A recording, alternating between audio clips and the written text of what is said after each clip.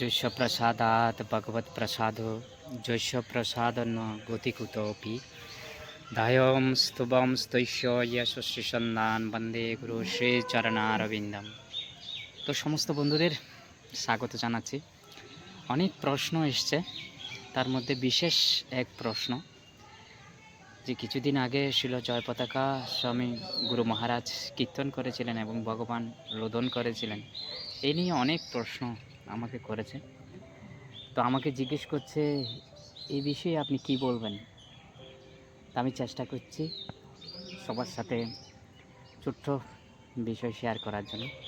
তো সাথে থাকার জন্য অসংখ্য ধন্যবাদ। তো বিষয়টা হচ্ছে ভগবান যে রোদন করছেন তার কোনো দুঃখ নিয়ে তিনি রোদন করছেন তা নয়। তার ভক্তের কষ্ট সহ্য করতে না পারে ভগবান সেজন্য রোদন করেন। তো স্বাভাবিকভাবে রোদন করছে কে? করুণার অবতার নমো মহাবদান্নায়, যার এই জগতে কোনো সম্মান পাওয়ার যোগ্য নয়, ন্যায় পায় না, তাকে তিনি ন্যায় প্রদান করেন। মহাবদার ন্যায় তিনি হচ্ছেন শ্রীমান মহাপ্রভু, কলিযুগের যুগ অবতার। এবং তার কীর্তন করছেন কে? নিতাই কৃপা শিল জয় পতাকা স্বামী। তো বিশেষ ভক্তের জন্য ভগবান জানি না কী কারণে রোদন করছেন। তো আমরা সুন্দর এক বাসুদেব দত্তের লীলা রয়েছে। মহাপ্রভু যখন এই জগতে আসেন, এক সময় সবাইকে বর প্রদান করছিলেন, তখন বাসুদেব দত্তকে জিজ্ঞেস করছিলেন তুমি কি চাও? তখন বাসুদেব দত্ত একটা জিনিস চাইছিল যে প্রভু দিবেন? বলে যে হ্যাঁ বলো।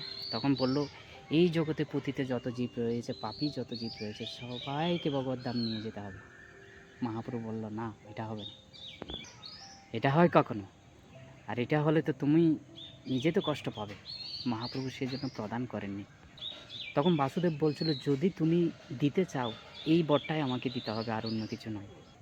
এবং বাসুদেব দত্ত অনেক শারীরিকভাবে কষ্ট নিয়ে সময় অতিবাহিত করছিল। মহাপ্রভু সহ্য করতে না পেরে পরে বাসুদেব ঘোষকে আলিঙ্গন করেছিলেন, আলিঙ্গন করে আবার দিব্য শরীর দান করেছিলেন।